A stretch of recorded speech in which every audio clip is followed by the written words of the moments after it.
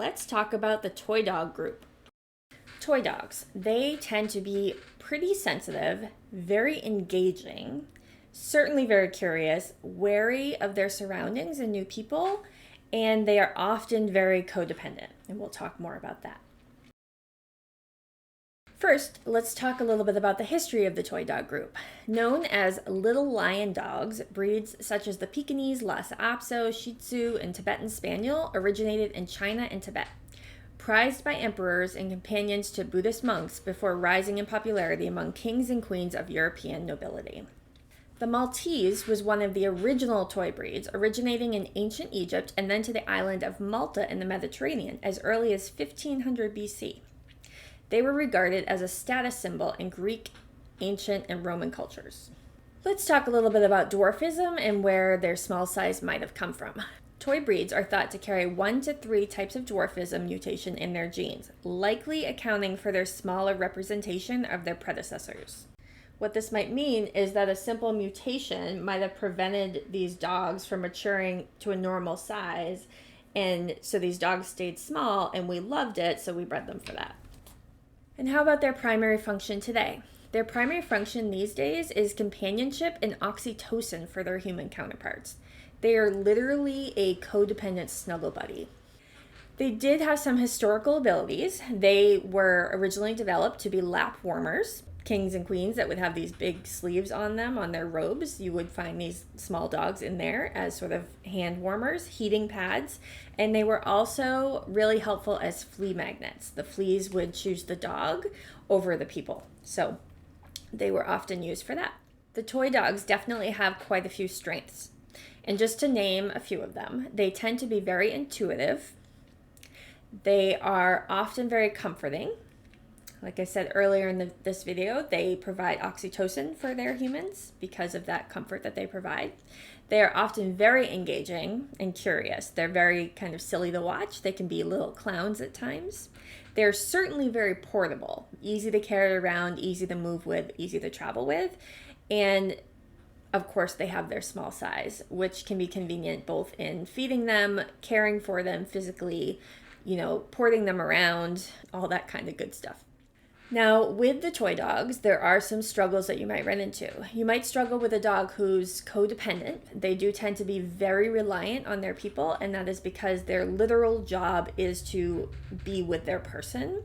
So that makes them less likely to be independent of them.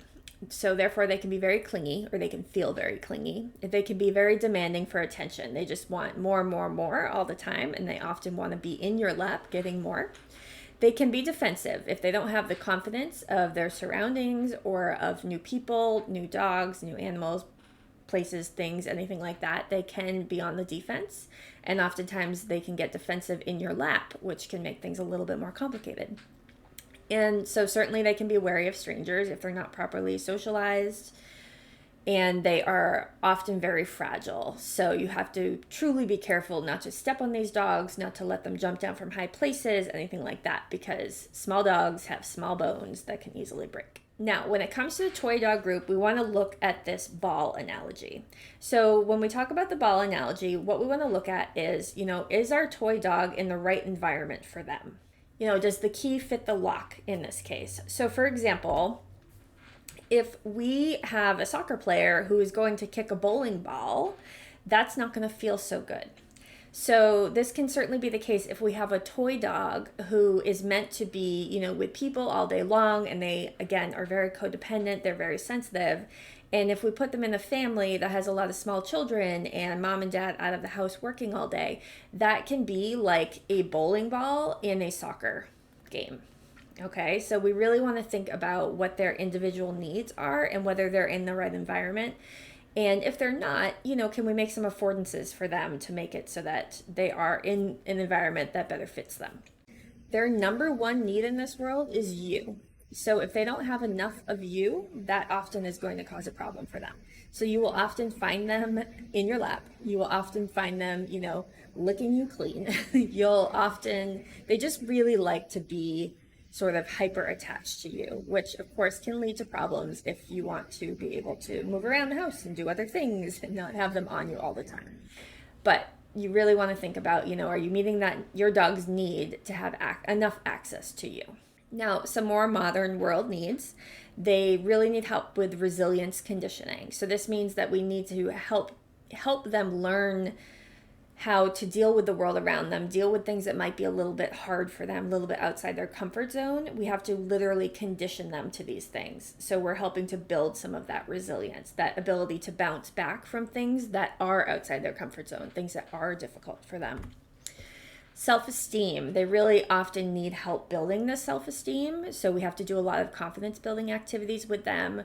And we want to make sure that we're responding to them in appropriate ways, in ways that will build that self-esteem for them over time. Independence. We do really want to teach them how to be more independent from us so that they're not reliant on us all the time. Because as much as, we would love to be able to tote them around everywhere, the modern world just doesn't allow for that. So we do need dogs who do have a little bit of independence for those times when we do have to leave them home or we do have to leave them with another caretaker. We want to show them adoration, but not coddling. So there's a big difference between giving them the attention that they need, the attention that they want, and adoring them and loving on them without coddling them and therefore not helping them build their confidence. And then there's predictability. All dogs need predictability, but small dogs tend to need it even more so because they're living in this big world where a lot of hard, scary things can happen.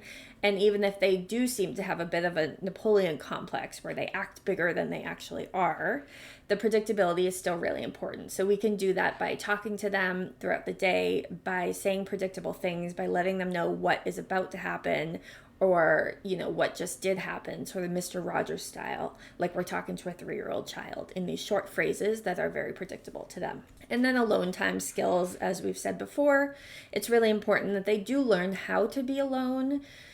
It might be that they never have to be completely alone, but if you can teach them to exist on the other side of a gate, if you can teach them to wait outside the bathroom while you're in there and closing the door, or not coming in with you when you take a shower, not always being in your lap, being able to hang out on the ground and, sleep in a bed, stuff like that. That's going to be really important for them. Find it, Midge. Yes. There you go. There you go. Yes. Good girl. Okay, and that was Midge, who was learning some confidence building skills of her own. She was very afraid of loud noises, a noisy environment. So being able to give her a way for her to control some noise was really helpful for her. So she could push this cup around on the ground on her own time and according to her own doing it in her own way. So it was really important that she learn how to do some of that so that she understood that she does have a sense of agency and control, even in that little body of hers. All right, so just sort of narrowing in on what your dog really needs from you in a practical sense. So providing predictability throughout the day, sticking to some schedules, but adding in a little bit of variability within those schedules. You can feed them around the same time of every day, but not exactly down to the minute. Okay, so they have a general idea of when in the day they're going to get fed, so they can predict that that's going to happen. They can rely on that, but it doesn't have to be down to the minute, so that the day that, you can't do that at the exact time they expect it, it's not going to make or break them. You could also switch up where you put the food bowl. So it could be in the kitchen, but it could be in different spots in the kitchen.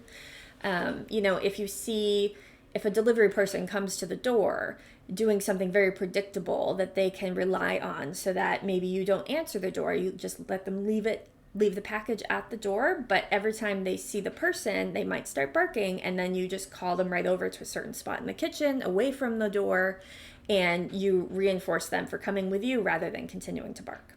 These just little pieces of predictability. If you're going to go take a shower, you're going to let them know that you're going to go take a shower so that they don't try to follow you into the bathroom that time.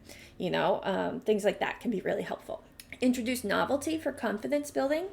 That's really important too. I like to have my clients introduce one new thing every day if possible, especially through puppyhood and adolescence. So that might mean moving a piece of furniture slightly. It might mean taking a rake from outside that your dog maybe hasn't seen yet because it's not raking season, and bringing that into the garage and letting your dog go and explore it out there. It might be, switching up where their bed is in the room. It could be introducing just some random thing that they really have no experience with, but now it's like sitting on the floor in the corner, okay? Always go at their pace for what they can handle, but we do want to nudge them a little bit outside that comfort zone. And speaking of that, providing safety in the presence of danger. So if there's true danger, a big dog comes running over, that's a good time to pick your little dog up, okay? But if there's no real danger according to you, and maybe your small dog, your toy dog, is just perceiving something dangerous, then there is a time and place to nudge them outside their comfort zone. So again, they can build that resilience. It can be conditioned in them. And then clear and fair boundaries. So we want to make sure that our boundaries are consistent and clear so they understand what they are. And we also want to be fair about them. But there should be some boundaries in place. Maybe there are times when they're not allowed on the couch, or times when they're not invited up to your lap. There are times when they don't get to jump on people.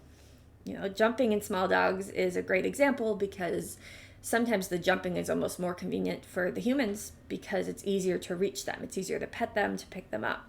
And so it's up to you whether you want your small dog to jump or whether you want to teach them not to. But we do want to be pretty clear about that. There are ways to set clear and fair boundaries and consider your dog's needs at the same time.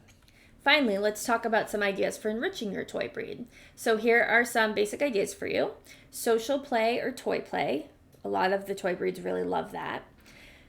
Hiking, if conditioned properly. Hiking can be tough on them, so a lot of times having a backpack that they could ride in if they tire out too quickly can be really helpful. And again, they're very portable, so that's possible with them. Agility. These small dogs, the jumps might be lower, but they still love to jump. They still love to do that sort of stuff. So when they're the safe age, you can certainly do agility with them. Chase. Getting them chasing you is really fun.